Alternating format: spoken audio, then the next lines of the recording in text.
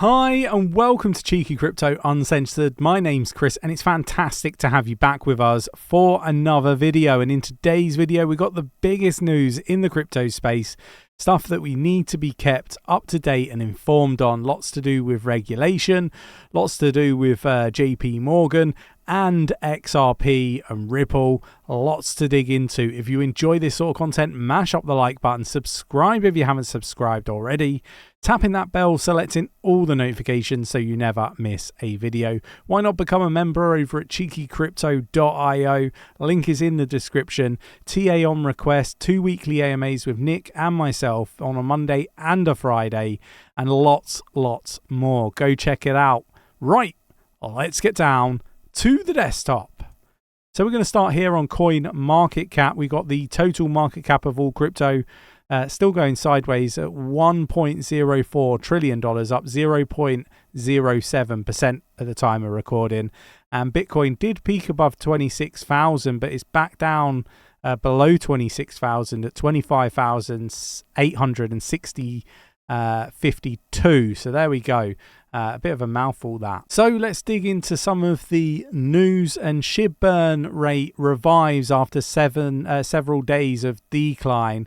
This I think is really interesting, and we have seen the burn mechanism actually burn more than 24 million SHIB, and I'm starting to think that SHIB could be a really interesting investment. Same with Bone. Shibarium is doing some really cool things, and yeah, look, there's a lot that's happening, and I think this could change from a meme coin to a coin or a token with real world utility. So keep an eye on this one. Go do your research. That's my thoughts, my opinions. We got the founder doomed. Fourdecks Exchange CEO has been sentenced to 11,000 years. So Fourdecks was a Turkish crypto exchange.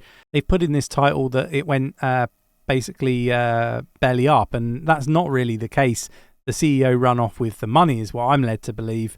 But I do talk about consequence and the fact that there needs to be stronger consequences in the space. 11,000 years for stealing some money. I think it's severe. Is it severe enough? I mean, a lifetime in prison, potentially multiple lifetimes in prison. Yeah, as long as that's what actually transpires, I think that this is a suitable punishment. And I think it's a sort of punishment that puts people off being a bad actor.